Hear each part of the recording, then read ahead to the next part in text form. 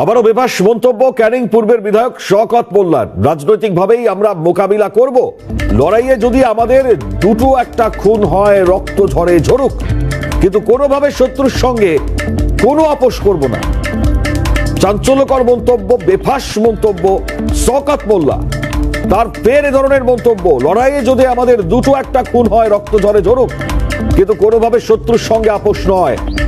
আবারও ফের এ ধরনের মন্তব্য সামনে আসছে। যতই নির্বাচন সামনে আসে তত এ ধরনের মন্তব্য, বেফাস মন্তব্য শুরু হয়ে যায়। ক্যানিং পূর্বের বিধায়ক শওকত মোল্লা কি বলেছেন শুনুন। অনেক সহ্য করেছি, অনেক রক্ত ঝরিয়েছি, আর নয়।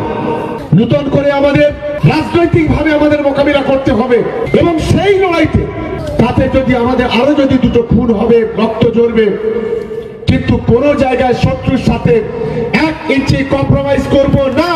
এটা একদম পরিষ্কার ভাবে আজ এখানে জানিয়ে দিয়ে গেলাম।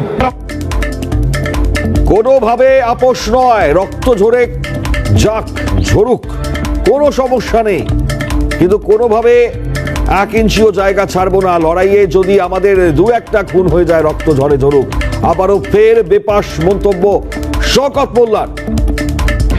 এবং এর আগেও আপনারা দেখেছেন একের পর এক এ ধরনের মন্তব্যে কার্যত প্রশ্ন উঠেছিল, রাজনৈতিক মহলে যে চর্চা চলেছিল, এবং এ রাজ্যের বারবার রক্ত ঝরার ছবি, যেখানে বিধায়ক তারা এই ধরনের মন্তব্য করছেন।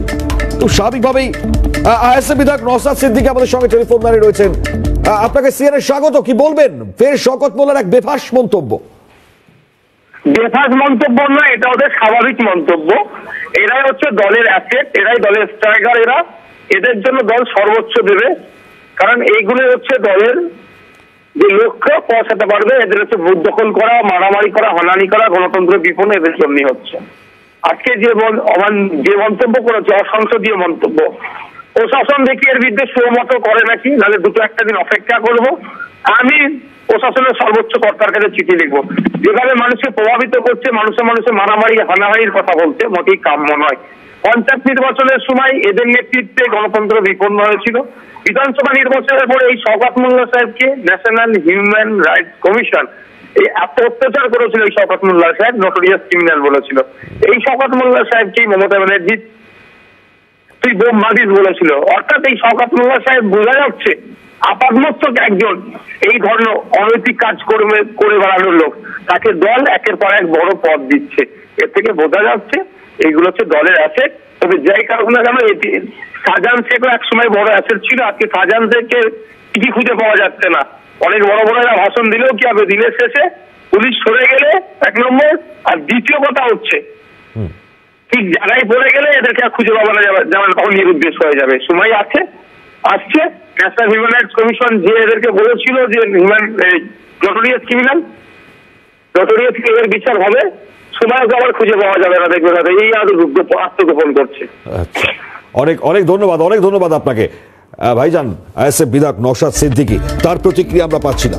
এখন এই জায়গা থেকে দাঁড়িয়ে খুব স্বাভাবিক যে মন্তব্য করছেন, এখন পুলিশ স্বতঃপ্রণোদিত ভাবে কোনো রকম মামলা করেনি কিনা, কারণ এই মন্তব্য চাঞ্চল্যকর মন্তব্য। আরো একবার শোনায় কি বলেছেন শওকত মোল্লা। সহ্য করেছি, অনেক রক্ত ঝরিয়েছি, আর নয়।